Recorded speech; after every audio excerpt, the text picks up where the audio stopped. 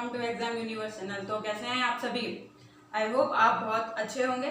ठीक है, तो लास्ट सेशन में हमने पढ़ा था नाउन के बारे में। नाउन को मैंने कंप्लीट कर दिया था। ठीक है, नाउन का पार्ट कंप्लीट हो चुका था। अब जो है मैं आज क्या पढ़ूंगी, गैस करिए। ठीक है, तब तक मैं लिखती हूँ, तब तक आप गैस करिए आज मैं क्या पढ़ूंगी। आज चलेगा क्या, प्रीएम्बल, यानी कि पॉलिटी। ठीक है, तो आज हम जो है प्रीएम्बल पढ़ाएंगे, पॉलिटी की क्लास करेंगे, पॉलिटी पर बात करेंगे प्रीएम्बल में कि प्रीएम्बल है क्या। प्रीएम्बल को हिंदी में क्या बोलते हैं? प्रीएम्बल को हिंदी में क्या बोलते हैं? प्रीएम्बल को हिंदी में बोलते हैं प्रस्तावना। क्या कहते हैं? प्रस्तावना। ठीक है, तो प्रीएम्बल है क्या? सबसे पहले देखिए प्रीएम्बल में क्या है कि 1960 की मैं अगर बात करूं तो 1960 में क्या था, ये जो है हमारे कॉन्स्टिट्यूशन का पार्ट नहीं था। It is not the part of our constitution. ठीक है, तो ये क्या हमारे कॉन्स्टिट्यूशन यानी कि संविधान का पार्ट नहीं था 1960s में।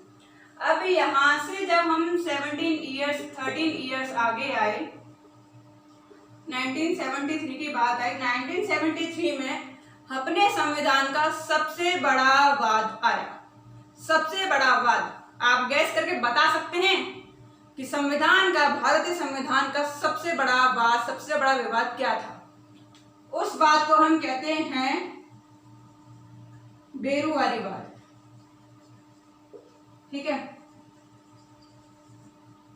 ठीक है, बेरुवारी वाद, बेरुवारी कॉन्फ्लिक्ट। ठीक, यहां ये जो है इसमें जो है अपने भारतीय संविधान की सबसे बड़ी पीठ, सबसे बड़ी बेंच बैठी थी। 13 सदस्यों की बेंच थी। इस बात को ध्यान रखिएगा, ये आपके एग्जाम में पूछा जाता है, प्रीवियस ईयर में पूछा गया है कि भारतीय संविधान का सबसे बड़ा वाद कौन सा था, उसके कितने सदस्य थे। ठीक है, तो 13 सदस्यों की यहाँ जो है पीठ बैठी थी, जिसके सदस्य थे कौन? एक के शेखी। कौन थे? एक के शेखी। और ये बात चला था Keshavanandan Bharati, Keshavanandan Bharati versus union of India. किसके बीच में चला था ये? Keshavanandan Bharati versus union of India. इसमें क्या कहा गया? इस बात में कहा गया कि संविधान के सभी हिस्सों में संशोधन किए जा सकते हैं। क्या कहा गया? संविधान के सभी हिस्सों में all constitutions are amended, amended या अमेंडेबल। ठीक है, इसके बाद जो है 1973 में ही कहा गया कि preamble is a part of our constitution. क्या कहा गया? प्रीएम्बल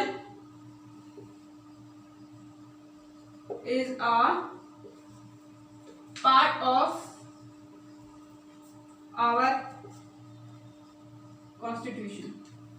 और संविधान ही नहीं, प्रीएम्बल भी अमेंडेड है। प्रीएम्बल भी क्या है? अमेंडेड, अमेंडेबल यानी कि संशोधन योग्य है। संविधान के प्रस्तावना में भी संशोधन किए जा सकते हैं। ये था 1973 का वाद, Keshavanandan Bharati versus union of India, जिसको हम बेरुवारी वाद कहते हैं। सबसे बड़ा वाद है, 13 सदस्यों की पीठ बैठी थी। ठीक है, जनरली जो मिनिमम लिमिट है वो 5 सदस्य किसी भी बेंच में बैठने चाहिए। किसी भी बेंच के 5 सदस्य, और ये सदस्य होते कौन है? ये सदस्य होते हैं जजेस। ठीक है, 13 सदस्यों की, 13 न्यायाधीशों की पीठ बैठी थी। इसके अध्यक्षता किसने की थी? ए के शेखी ने की थी। तो बात इतनी क्लियर हुई। इसके बाद क्या है, तो आपने देखा 1973 के बाद में क्या कहा गया, प्रस्तावना संविधान का ही हिस्सा है और इसमें संशोधन किए जा सकते हैं, संविधान के पूरा संविधान अमेंडेबल है। ठीक है, अब इसके बाद एक और केस आता है 1994 में, SR Bombay versus union of India. ठीक है, SR बॉम्बे स्टूडेंट। अब देखिए 1994 SR Bombay versus union of India का बाद आया, ये कन्फ्लिक्ट आया। ये जो है सीएम थे कहाँ के, कर्नाटका के। ठीक है, इसमें क्या कहा गया, इसमें कहा गया preamble is basic structure of Indian constitution. समझ में आया आपको? यानी कि प्रस्तावना भारतीय संविधान की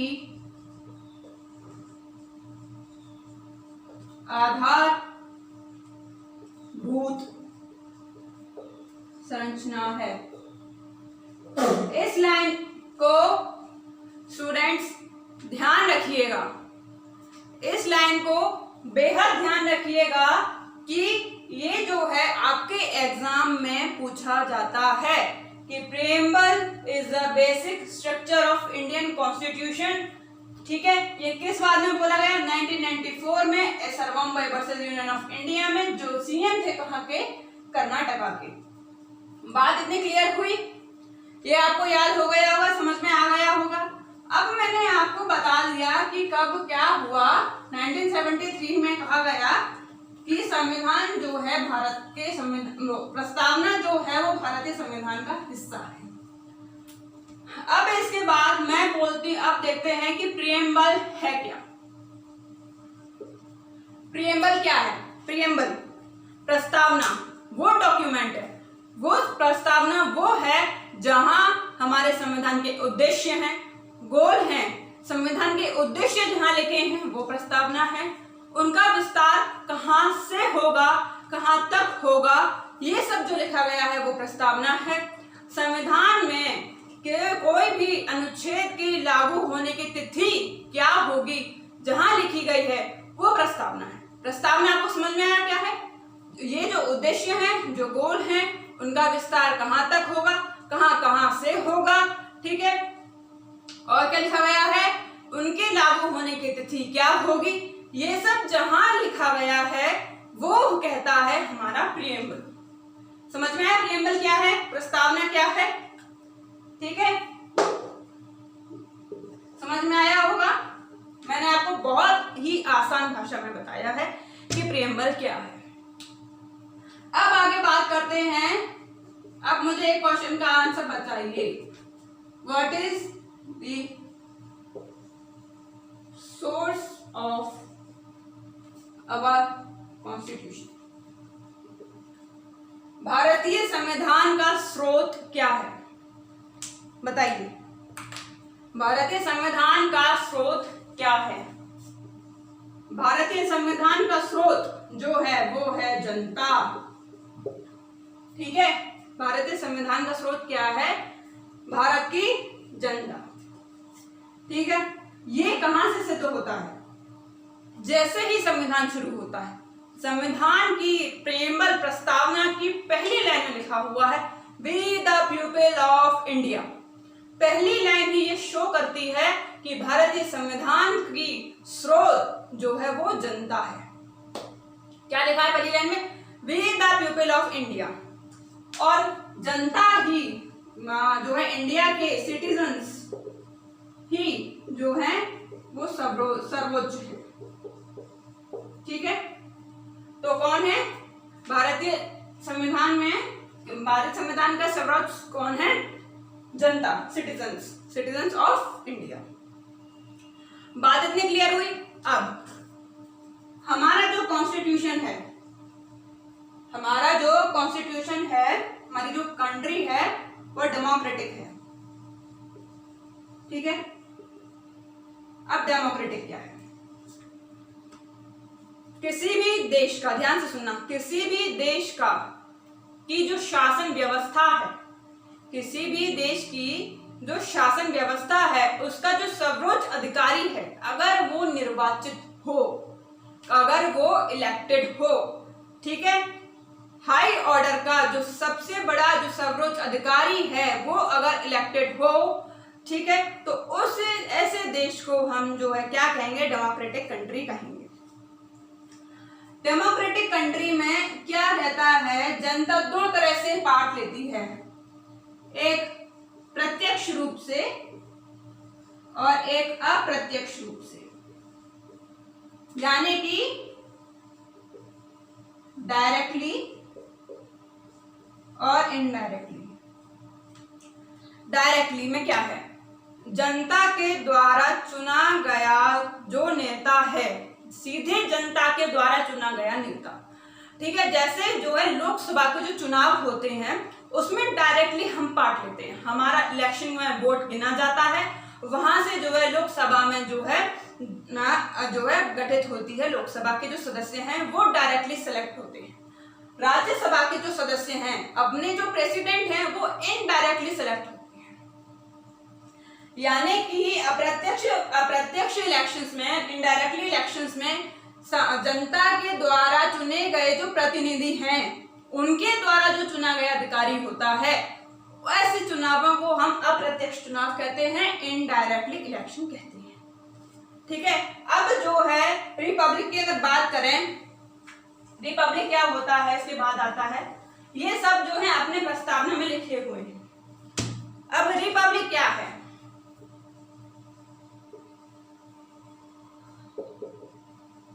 रिपब्लिक भी वही चीज कहता है, ठीक है। डेमोक्रेटिक मैंने बताया, रिपब्लिक भी वही चीज कहता है, किसी भी देश का अगर सर्वोच्च पदाधिकारी निर्वाचित हो तो ऐसे देश को हम रिपब्लिकन कंट्री कहेंगे, यानी कि अपना इंडिया रिपब्लिकन कंट्री है, ये अपनी प्रस्तावना, अपना संविधान कहता है। बात इतनी क्लियर हुई। अब आगे बढ़ते हैं, ये जो है अपने संविधान में लिखे हुए हैं, प्रस्तावना में लिखे हुए हैं, जो प्रियम्बल में पढ़ा रही हूं, ठीक है। अब बात आती है सेकुलरिज्म की। किसकी बात आती है? सेकुलरिज्म की।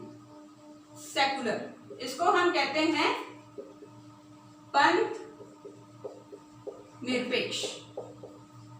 अब पंथ निरपेक्ष क्या है? सेकुलरिज्म जो है, सेकुलर जो है अपनी प्रस्तावना में लिखा हुआ है, यानी कि अपनी जो सरकार है, जो राज्य है, वो किसी एक पंथ की नहीं है, यानी कि किसी एक धर्म की नहीं है। इसके कहने का मतलब स्टूडेंट्स ये बिल्कुल नहीं है कि अपनी सरकार धर्म विरोधी है। अपनी सरकार धर्म विरोधी है इसका मतलब ये नहीं है, इसका मतलब ये है कि भारत की सरकार में सभी धर्म एक समान है, किसी को भी प्रायोरिटी नहीं मिलेगी। बात इतनी क्लियर हुई, ठीक है स्टूडेंट। अब अपने भारतीय संविधान की प्रस्तावना में जो अगला वर्ड लिखा है वो है सोशलिज्म, यानी कि समाजवाद। इसका मतलब होता है, अपने संविधान में लिखा हुआ है, सोशलिज्म का मतलब है निजी संपत्ति का अस्तित्व ना होना, यानी कि आप इंडियन कॉन्स्टिट्यूशन का, पार्लियामेंट का, शासन व्यवस्था का समाज की भलाई के लिए, लोगों की भलाई के लिए ही यूज कर सकते हैं। आप इसको निजी संपत्ति के लिए, निजी कार्यों के लिए इसको इस्तेमाल नहीं कर सकते, राजनीति को। अब इसके बाद जो है भारतीय संविधान की प्रस्तावना में जो है उद्देश्य लिखे हुए हैं कि भारतीय संविधान के उद्देश्य क्या है। सबसे पहले लिखा है सोशल जस्टिस,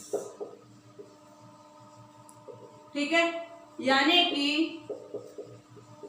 सामाजिक न्याय, यानी कि भारतीय संविधान में लिखा हुआ है कि जो सरकार है वो सामाजिक न्याय कराना चाहती है।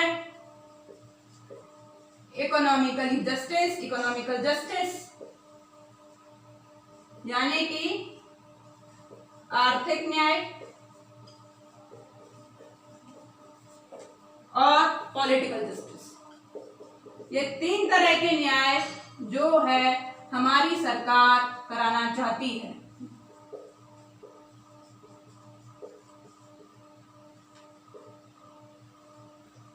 समझ में आया? तो कितने तरह के न्याय कराना चाहती है? क्या गोल है हमारी जो है गवर्नमेंट का कि सरकार जो है 3 तरह के न्याय कराना चाहती है। 3 तरह के उद्देश्य हमारे संविधान में लिखे हुए हैं, social justice, economical justice and political. हाँ, तो 3 तरह के न्याय कराना चाहती है, social justice, economical justice and political justice, यानी कि सामाजिक न्याय, आर्थिक न्याय और राजनीतिक न्याय। ये 3 तरह के न्याय जो है हमारी सरकार कराना चाहती है। अब इसके बाद देखिए संविधान से लेकर, प्रस्तावना से लेकर भारतीय संविधान की कुछ जो है इंपॉर्टेंट क्वेश्चंस इस तरह से बनते हैं कि कुछ बातें हैं जो संविधान की प्रस्तावना में लिखी हुई हैं और भी जगह लिखी हुई हैं। ठीक है, तो आपका जो लिखा हुआ है, जो न्याय जो लिखे हुए हैं, वो भारतीय संविधान के साथ साथ अनुच्छेद आर्टिकल 38 किसका पार्ट है? डीपीएसपी, यानी कि directive principle of state policy. इसमें जो है आर्टिकल 38 में भी लिखा हुआ है सोशल जस्टिस, इकोनॉमिकली जस्टिस और पॉलिटिकल जस्टिस।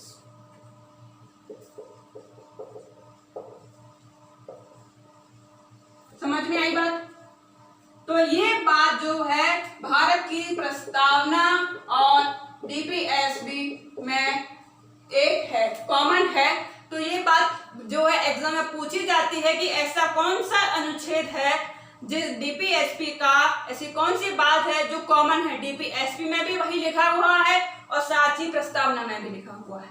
तो वो है article 38, social justice, economical justice and political justice. आप इसको याद करने का ये देख लीजिए कि सोशल जस्टिस का पहला वर्ड एस को अगर आप ऐसे करेंगे तो वो 8 बन जाएगा, इकोनॉमिकली को आप ऐसे करेंगे तो 8 बन जाएगा, और 3 जस्टिस तो है ही।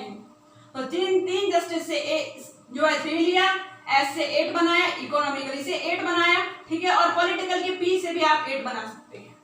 तो इस तरह से जो है 38 आर्टिकल में क्या लिखा हुआ है? Social justice, economical justice and political justice. Article 38 कौन से पार्ट का हिस्सा है? ये है पार्ट 4। भारतीय संविधान का पार्ट 4 जो है वो डीपीएसपी की बात करता है, directive principle of state policy. अब इसके बाद जो है आगे बढ़ें।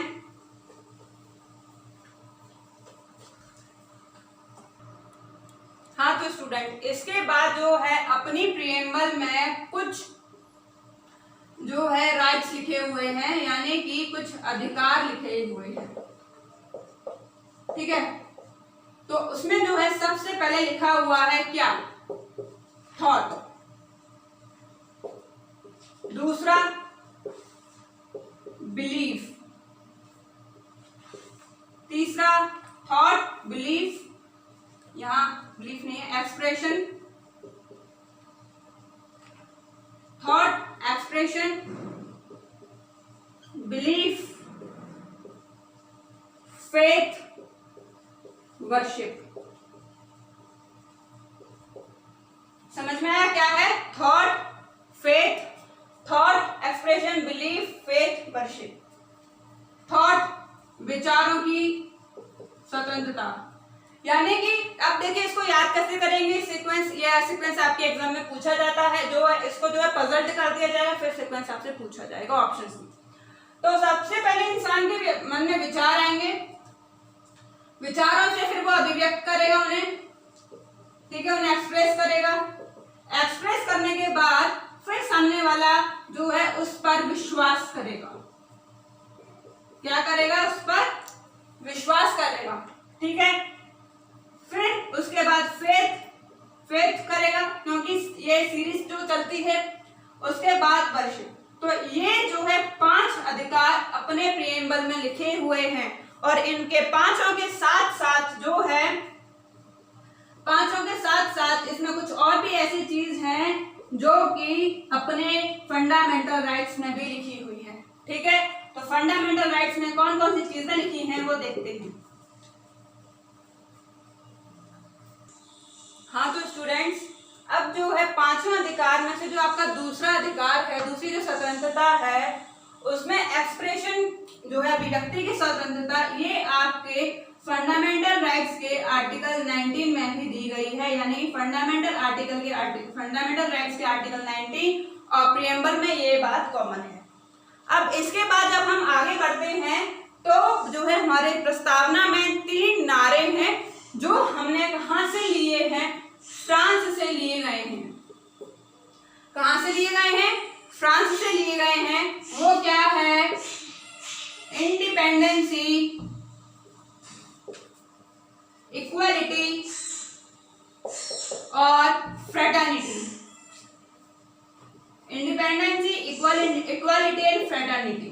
Fraternity, independency, equality. अब ये इक्वालिटी जो है, ये बात भी हमारे आर्टिकल 16 में दी गई है फंडामेंटल राइट की। तो एक और बात है जो हमारी प्रस्तावना और मौलिक अधिकारों में समान है, वो है इक्वालिटी, समानता का अधिकार, जो कि 3 नारे हैं, फ्रांस से लिए गए हैं। इंडिपेंडेंसी, इक्वालिटी और फ्रेटर्निटी। समानता, स्वतंत्रता, भाईचारा, ब्रदरहुड। ठीक है, इसको जो है आप ध्यान में रखिएगा। अब इसके बाद आगे बढ़ते। अब देखिए, ये जो कुछ कथन है, जो व्याख्याएं हैं, जो कुछ लोगों के द्वारा अपने संविधान के बारे में जो विचार थे, वो क्या है? ठाकुरदास भार्गव जो है वो क्या कहते हैं अपने संविधान की प्रस्तावना के बारे में? Most precious part of constitution is preamble. क्या?